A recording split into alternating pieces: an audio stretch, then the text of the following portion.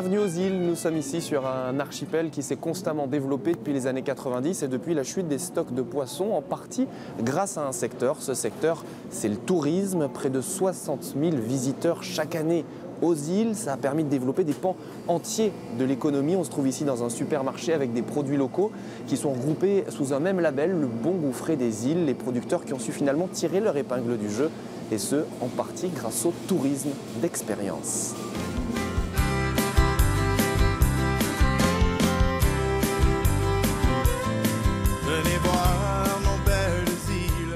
La quantité qu'on vaut présentement, ça donne environ 1,2 kg de fromage par mol. Ça prend environ 8 litres de lait pour faire 1 kg de fromage. La fromagerie du Pied-de-Vent, aux îles, c'est en quelque sorte une institution. Ici, on fait du fromage depuis presque 20 ans, et au lieu de tout exporter comme on le souhaitait dans un premier temps, on a finalement décidé de tout expliquer, de se transformer en économusée.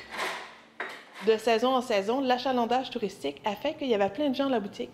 Et même qu'il y avait tellement de gens qu'à l'occasion des autobus s'arrêtaient à la fromagerie, mais ne pouvaient pas entrer, pas assez d'espace. Donc les gens étaient dans les fenêtres à regarder l'intérieur. Donc à ce moment-là, on a vu qu'on devait avoir un espace d'accueil plus grand. Un espace qui accueille à présent 35 000 visiteurs à l'année. De quoi faire bondir le chiffre d'affaires de cette petite entreprise qui vend désormais la moitié de sa production localement. Aux îles, le tourisme est devenu un véritable moteur pour toute l'économie. Chaque été, un flot de visiteurs débarque quotidiennement du traversier. Et l'arrivée de nouveaux bateaux a vu leur nombre doubler depuis la fin des années 90. De quoi générer quelques 1750 emplois directs sur l'archipel.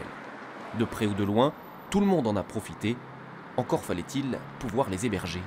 Les hébergements étaient complets pendant une courte période, à part de la mi-juillet, mi-août. Donc, il y a des gens qui ont flairé le coup, qui décidaient, eux, de faire du camping l'été. Donc, ont décidé d'acheter soit une roulotte, un fifouille, puis qui louaient leur maison durant l'été, allaient passer leurs vacances à la roulotte et par le fait même payaient leur résidence secondaire avec la location de leur résidence l'été. Donc, même si c'est des gens qui avaient un emploi, que ce soit dans la fonction publique ou à l'hôpital, n'importe où, ces gens-là profitaient de l'industrie de la manne touristique. Aujourd'hui, plus de 300 familles sont prêtes à louer leur maison entre 500 et 1500 $ la semaine. Mais alors ces touristes, que viennent-ils chercher aux îles? Des plages, l'accueil légendaire des Madelinos, des paysages, mais aussi la richesse de leur production locale.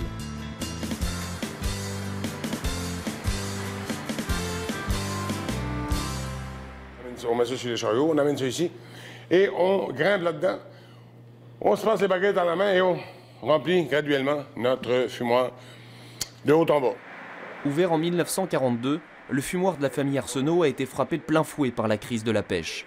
Mais comme bon nombre de Madelinos, Benoît a senti le vent tourner en 1996 et lui aussi s'est adapté. Le tourisme, c'est directement 50% de mon chiffre d'affaires. Donc, c'est important économiquement pour une chose, oui, mais c'est surtout important de pouvoir mieux transmettre notre savoir-faire aussi. Donc, c'est une méthode de conservation qu'on ne voit plus aujourd'hui. C'est une façon de faire qu'on ne voit plus et puis que les gens n'ont comme pas idée. Les gens viennent dans le fumoir, ils voient des poissons suspendus, puis ils font « wow », puis ils ne comprennent pas. Donc ici, on a la carte qui représente tous les producteurs aux îles avec des informations, leur localisation. On a environ une quarantaine de producteurs. Et chaque année, la liste des porteurs de projets ne cesse de s'allonger, en partie grâce à ce label qui leur a permis de se développer au centre d'un véritable réseau de promotion. On agit un peu comme un catalyseur pour mettre tout ce beau monde-là ensemble, mais ça se faisait déjà à l'avance. Le territoire est dense et petit, relativement petit, donc tout le monde se croise régulièrement, se connaît sur une base professionnelle, oui, mais personnelle aussi, ce qui fait qu'ils ont envie de travailler ensemble, puis les opportunités, les projets, dans le fond, émanent de ces diverses rencontres-là. Et ça, Élise et Anne-Marie l'ont bien compris. Dans leur microbrasserie, rien ne se perd. Elles utilisent les résidus d'un producteur de confiture ou les installations du fumoir pour donner du caractère à leur bière. Mais leur houblon sert aussi à parfumer du fromage. Et la drèche de leurs céréales est distribuée gratuitement pour nourrir les animaux d'élevage. C'est un véritable travail d'équipe au service du terroir.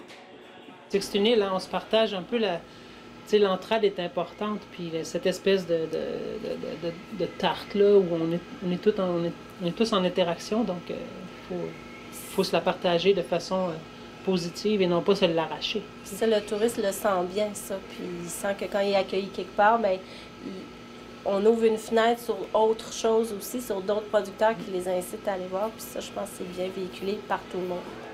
Donnez-moi des bars, des filles et du bourbon, des chansons à voir, des airs d'accordéon. Et c'est un véritable circuit des saveurs qui s'est installé sur les îles pour les visiteurs. La vente de produits locaux a augmenté de 40% au cours des 2 dernières années. Une nouvelle réalité sur ce territoire où le tourisme est en passe de devenir le premier secteur économique.